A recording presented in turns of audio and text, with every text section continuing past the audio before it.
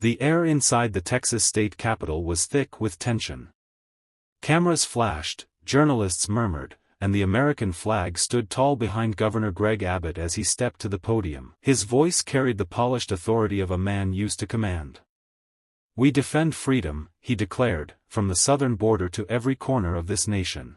And we will not be lectured by outsiders about morality or justice." In the front row sat Ibrahim Traoré, the young president of Burkina Faso, invited to the U.S. for what was supposed to be a diplomatic exchange on humanitarian cooperation.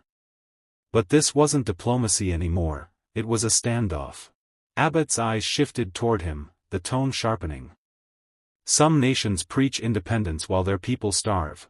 Some leaders talk about sovereignty but can't even secure their own borders." The crowd chuckled, the kind of laughter that hides arrogance. Traoré didn't move. His expression remained calm, but his silence was louder than applause. When Abbott finished, the governor turned to him with a smug grin. "Mr. Traoré," he said into the microphone, "you talk about dignity and freedom. Tell us, how does that work in a country that still depends on aid?" The room fell quiet. All cameras turned. It was the kind of moment that could bury or define a leader. Traoré rose slowly, his military jacket crisp under the harsh lights. He stepped toward the podium, his boots echoing through the chamber. "Governor Abbott," he began, his voice steady, "you say you defend freedom. But freedom means nothing if it's built on cages." A ripple of unease ran through the room. Abbott blinked, confused. Traoré continued, "You speak of defending liberty while locking away children at your borders, children whose only crime was being born outside your line of comfort." The journalists froze, pens hovering. The silence deepened. "Don't speak to me about borders," Traoré said, his tone hardening. "We know what it means to live under lines drawn by others. You built walls to keep people out, we're still tearing down the ones you left behind." The last word struck like thunder. Cameras clicked furiously. Even the American aides standing behind Abbott couldn't hide their unease. And in that instant, everyone in the room knew, the debate had just shifted from politics to conscience. For a moment, the chamber stood frozen. The only sound was the faint hum of air conditioning and the nervous click of a camera shutter. Greg Abbott's face stiffened, his polished confidence cracking beneath Traoré's calm defiance. Reporters exchanged glances, they knew they had just witnessed something electric.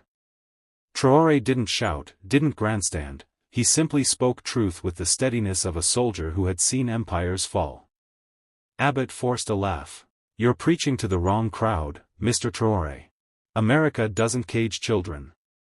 We protect our borders, we defend our people." But Traoré didn't step down. He leaned slightly toward the microphone, his gaze unflinching. "You defend fear, not people," he said softly. "You build fences, not bridges. You say freedom, but it only applies to those born under your flag." Gasps rippled through the audience. Abbott's aides fidgeted. This was no longer a diplomatic exchange, it was a public reckoning. "Governor," Traoré continued, his tone firm but composed, "in Africa, we don't measure freedom by how tall our walls are. We measure it by how many hands we lift together. You separate families, we rebuild them. You guard your borders, we guard our dignity." Abbott's jaw tightened. "You don't understand how the world works," he snapped. Traoré tilted his head, a faint smile touching his lips. "I understand perfectly," he said. "The powerful always say the same thing when their power is questioned." A murmur swept through the press gallery. Even a few Texans in the back, veterans, students, mothers, found themselves nodding. There was something magnetic about this African soldier speaking truth in the heart of American authority. "Mr. Abbott," Traoré said, turning slightly toward the cameras, "freedom doesn't belong to any nation. It belongs to those brave enough to fight for it, not those who sell it." Every flashbulb went off at once. Journalists scrambled to broadcast the quote before anyone else.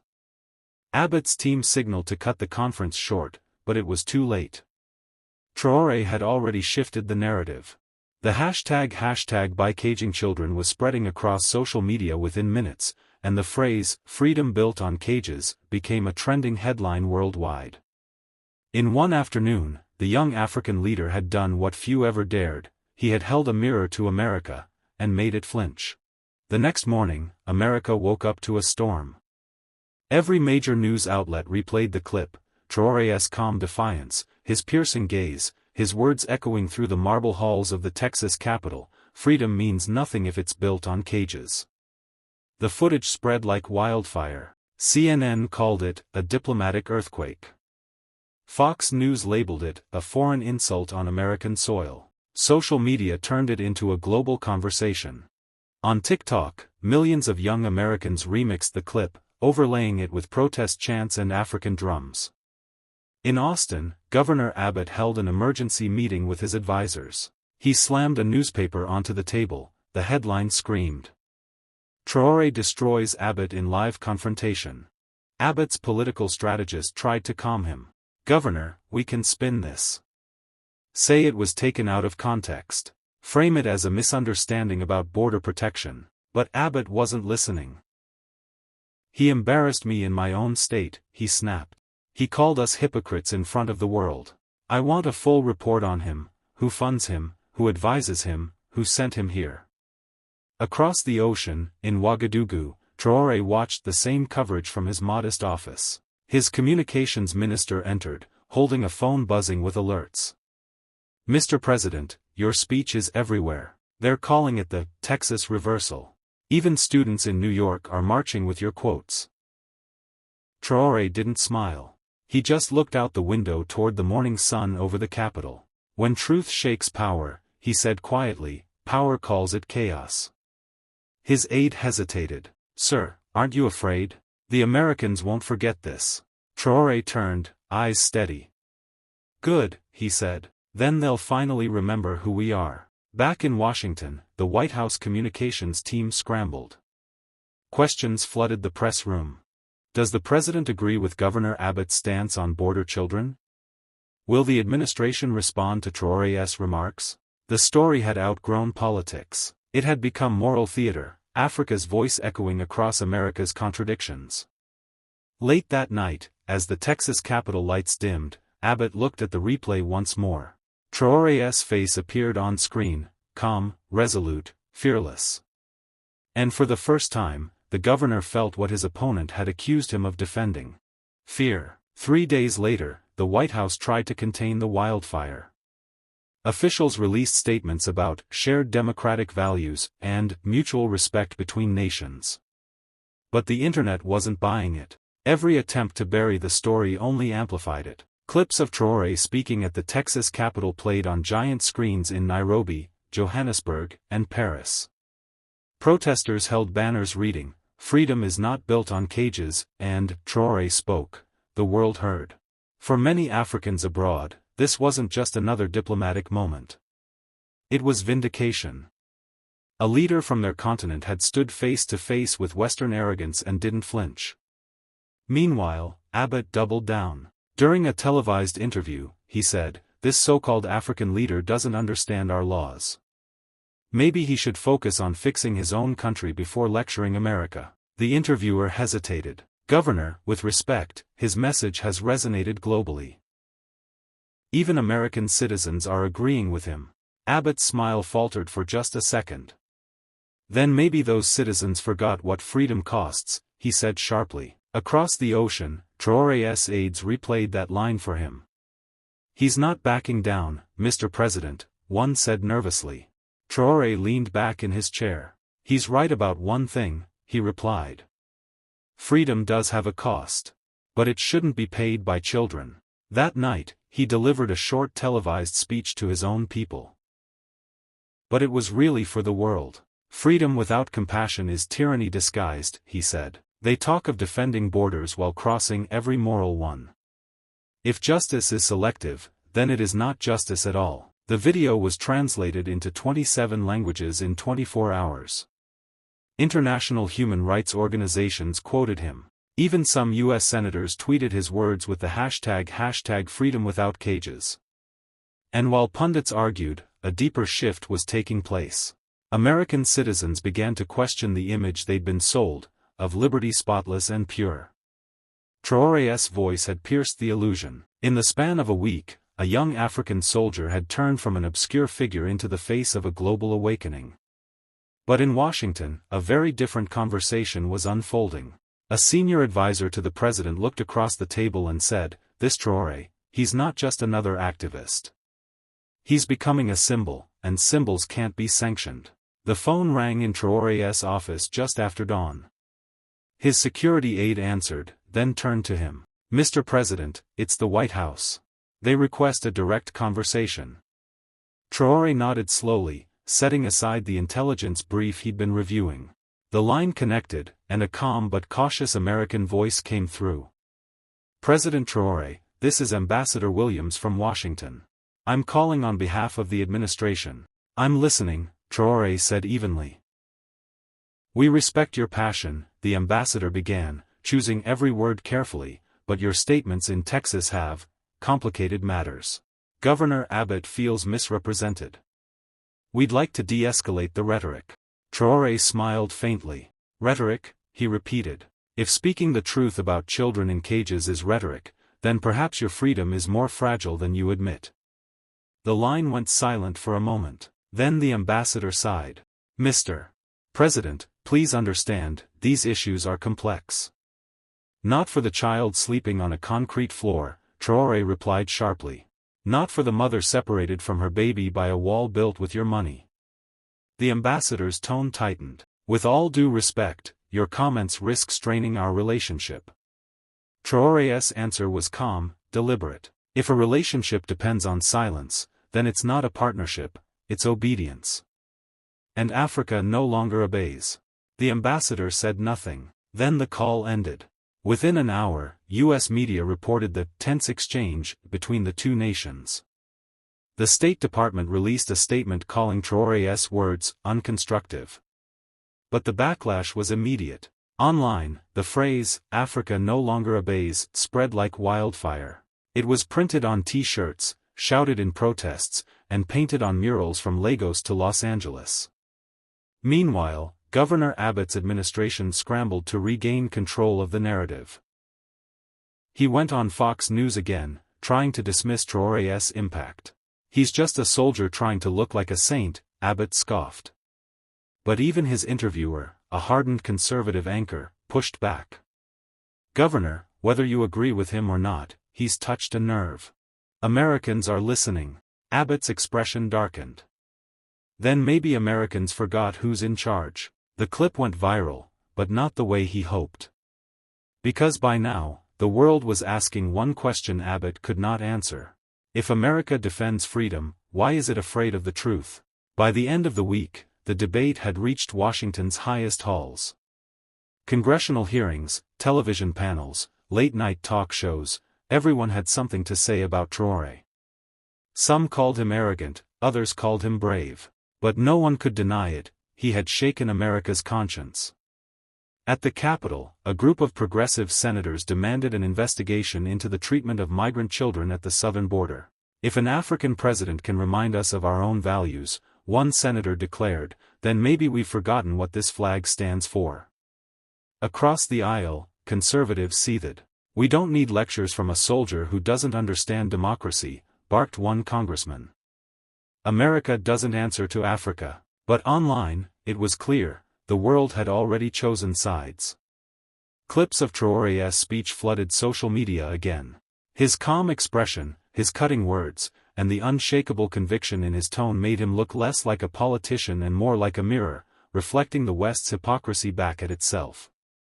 In Texas, Governor Abbott held another press conference, this time surrounded by border agents and barbed wire. "We protect America," he said. "If some foreign leader doesn't like it, that's his problem." Traoré, watching the footage from Ouagadougou, smiled faintly. "It's not his problem," he murmured to his aides. "It's his truth." His communications advisor leaned closer. "Mr. President, the UN is requesting a statement. They want you to address the controversy formally." Traoré stood up, adjusting his military jacket. "Then we'll give them something worth remembering." The next day, the UN headquarters in New York was packed. Representatives from across the globe filled the hall. Cameras flashed as Traoré took the stage. He began quietly, his voice low but commanding. The West says it defends freedom. Yet it locks away the innocent, bombs the poor, and calls it peace. If this is the world's moral compass, then it's pointing straight to hypocrisy. His words cut like blades through the diplomatic calm. Delegates shifted uncomfortably. But others, especially those from developing nations, nodded, some even applauded. Traoré's gaze swept the room. Freedom is not a brand, he said. You cannot export it while denying it to others. You cannot cage a child and call it security. The silence that followed was different this time. It wasn't awkward, it was reverent. Even in the heart of global power, Ibrahim Traoré had turned outrage into revelation. The moment Traoré stepped down from the podium, the UN hall erupted, not in chaos, but in awe. Delegates whispered to each other, reporters rushed to send their headlines, and the global press immediately called it the speech that made the West look in the mirror. In the front rows, representatives from Latin America and Asia stood to applaud. The African bloc rose together, unified like never before. For decades, they had listened to Western leaders speak at them. Now, one of their own was speaking for them. Meanwhile, in Washington, panic spread through the diplomatic corps. The president's national security advisor slammed his fist on the table. He's building a movement, he shouted. This isn't just politics, this is rebellion in a suit. An aide replied nervously, Sir, his speech is already trending across 5 continents. Even our allies are sharing it. They're calling him the voice of the global South. The advisor's jaw tightened. Then we need to drown that voice out. But it was too late. Across Africa, city squares filled with young people waving flags and chanting Traoré's name. In Paris, students projected his quote onto embassy walls, "You cannot cage a child and call it security." In New York, human rights lawyers quoted him in congressional petitions. Back in Ouagadougou, Traoré sat in his office watching live coverage of the response. His aide walked in, holding a tablet showing international reactions. Sir, the message reached over 100 million people in 24 hours. The world is listening. Traoré nodded slowly. Then the next step begins, he said. He called for a continental summit, a meeting of African leaders to discuss a joint humanitarian declaration. If the West claims to defend freedom, he said to his advisors, then let us defend humanity. News of the summit spread instantly. Western officials tried to dismiss it as symbolic, but inside think tanks and intelligence circles, the alarms were ringing. A united Africa, speaking with one voice, could no longer be ignored. Meanwhile, Governor Abbott, now sidelined by the global storm he had triggered, gave one last bitter interview. He can talk all he wants, Abbott sneered. But talking doesn't change power. When reporters repeated the line to Traoré, he simply smiled. It does, he said. When the truth speaks louder than fear. And at that moment, the soldier from Burkina Faso wasn't just answering Abbott anymore. He was answering history. 2 weeks later, the capital of Ghana was unrecognizable. Flags from every African nation lined the streets, and convoys of armored cars rolled through the city. Leaders, ministers, activists, and journalists from around the world had gathered for what was now called the Summit of the Unbowed. The meeting was Traoré's vision. A direct response to the arrogance he had faced in Texas and the echo it created across the world. The theme was bold and defiant: Africa will define freedom for itself. When Traoré entered the Grand Hall, the applause thundered. Cameras flashed. Banners hung from the balconies reading, "No more chains, no more masters." He took the stage in his signature military jacket, no teleprompter, no scripted gestures. Just conviction. "My brothers and sisters," he began, "for too long, we were told freedom was something to be given to us, a gift wrapped in foreign flags. But freedom is not a gift. It is a right, and no nation gives you what already belongs to you. Applause erupted, but he lifted his hand for silence. They say we are free because we are no longer colonized, he continued. But we still ask permission to trade, to build, to defend ourselves. That is not freedom, that is dependency wearing a different mask. His voice rose with controlled fire. When Governor Abbott shouted about defending freedom, he was defending walls, not people. When they claim to protect democracy, they mean protecting their dominance. Delegates nodded, murmuring in agreement. True freedom, Traoré said, is not isolation. It's unity. It's when Africa feeds itself, defends itself, and speaks for itself. When no foreign soldier needs to guard our soil, and no child grows up believing that power only wears white skin. The hall erupted. Standing ovations shook the floor. Reporters later said the applause lasted 4 minutes, the longest of any African summit in history. Western journalists in the crowd scribbled notes frantically. The BBC called it the rebirth of Pan-Africanism. The New York Times described it as a challenge to centuries of Western political dominance. But for Traoré, it was something simpler. He looked at the flags fluttering around him and said quietly, "This is not the end of a speech, it's the beginning of a continent." Outside, thousands chanted his name under the sun. Traoré. Traoré. Africa for Africans. And for the first time in decades, Africa's voice didn't echo in response to the West. It roared on its own. As the summit ended, the world's reaction was immediate, and divided. Western leaders held emergency meetings. Intelligence reports warned of a new ideological shift threatening Western influence in Africa. Financial analysts cautioned that African nations were forming trade alliances that could weaken foreign dependency. In Washington, the president's national security briefing was tense. "Mr. President," an aide said, "Traoré's movement is spreading faster than we anticipated. His speeches are being used as rallying cries across Latin America, Asia, even Europe." The president sighed. "He's just talking," he muttered. "Sir," replied the aide, "so was Mandela once." Meanwhile, in Paris, Emmanuel Macron watched the coverage in silence. His chief of staff hesitated. "Monsieur le Président, shall we respond publicly?"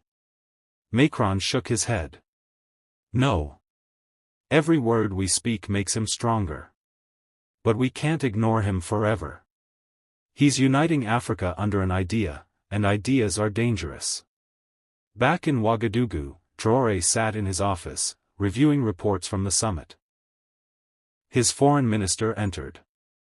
"Sir, leaders from 15 nations have signed the Declaration of Sovereign Unity. They want to form a collective economic alliance." Traoré smiled faintly. "Then the foundation has been laid." "Sir," the minister continued, "the West is watching closely. They'll see this as a threat." "Good," said Traoré. "Maybe now they'll understand we're not asking for permission, we're reclaiming what's ours." That night, a CNN host looked straight into the camera. "Tonight," she said, "we're witnessing a shift the world wasn't ready for. An African soldier has done what diplomats, economists, and peacekeepers couldn't, he's made the world listen." Clips from the summit played, Traoré standing tall before a sea of African flags, his voice echoing, "No more chains, no more masters." The anchor paused, visibly moved. "Maybe," she said, "this is what freedom sounds like." Social media exploded again. Hashtags like #AfricaForAfricans and #TraoréRising trended globally.